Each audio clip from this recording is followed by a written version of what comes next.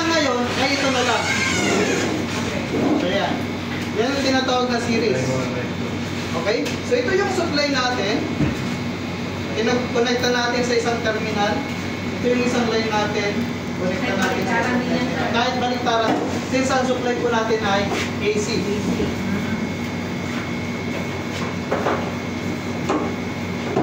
Connecta po natin. So, ano po? So, makikita nyo yung epekto. So, yan yung tinatawag natin na series circuit. Yung dalawang components nakakonekta one after another or end-to-end. So, tingnan nyo po yung epekto kapag nilogan ko yung isa. Mamamatay din yung isa. Bakit? Bakit mamamatay yung isa? Kasi hindi open yung circuit. Okay? Since open yung circuit, walang kuryenteng dadaloy din papunta doon.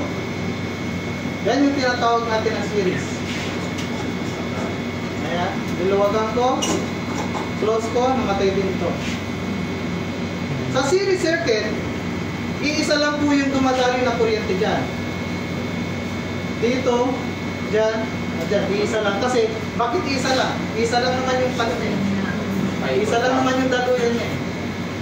Okay? Tatandaan nyo po yan. Sa series, iisa lang yung kuryente dumadaloy dito.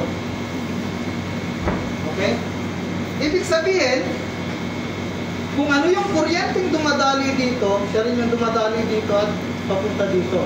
So, in mathematical equation, in series, I is equal, I total, yung kuryenteng dumadaloy dito papunta dyan, I total yan, is equal to, yung kuryenteng dumadaloy dito sa light bulb na to, which is I1, is equal to I2. Ibig sabihin, constant, equal. Okay, pagdating ko sa kuryente sa series. Ngayon, pagdating naman sa voltahe, okay, yung applied voltage ay pagkakatiyan nilang dalawa depende sa resistance na light bulb natin. Okay, ibig sabihin, the voltage total, yung in-apply ng voltage is equal to V1. Kung dalawa components yan na, V1 plus V2. Okay? So, halimbawa, yung voltage po dito, plus yung voltage dyan, equal po yan sa voltage total yung pinagsaksakan natin. So, halimbawa, 220 volts yung applied voltage po natin. So, paghahatian nila yan, depende sa resistance. Hindi totally equal.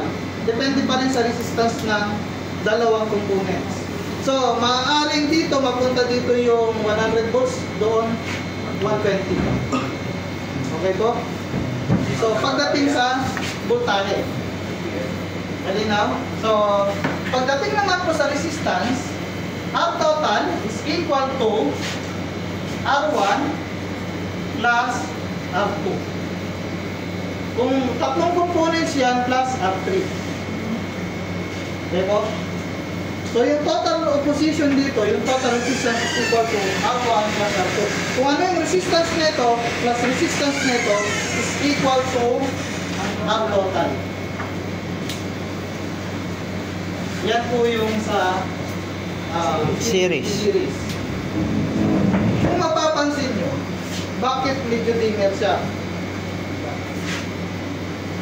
Kasi nakakonekta yung series, di ba? Pero bakit?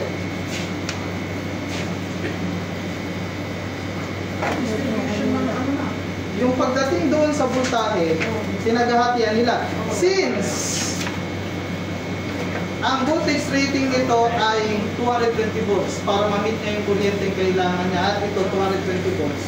Okay, hindi niya ma-meet dahil mababa yung voltage drop across each lamp. Kaya medyo dimmer siya. Aside from that, kapag naka-series, yung total resistance mas mataas kaya mas mababa yung kuryenteng dumadaloy dito. Okay, yan po yung tinatawag natin na series circuit. Mamaya tuturuan ko tayo kung paano i-measure yan.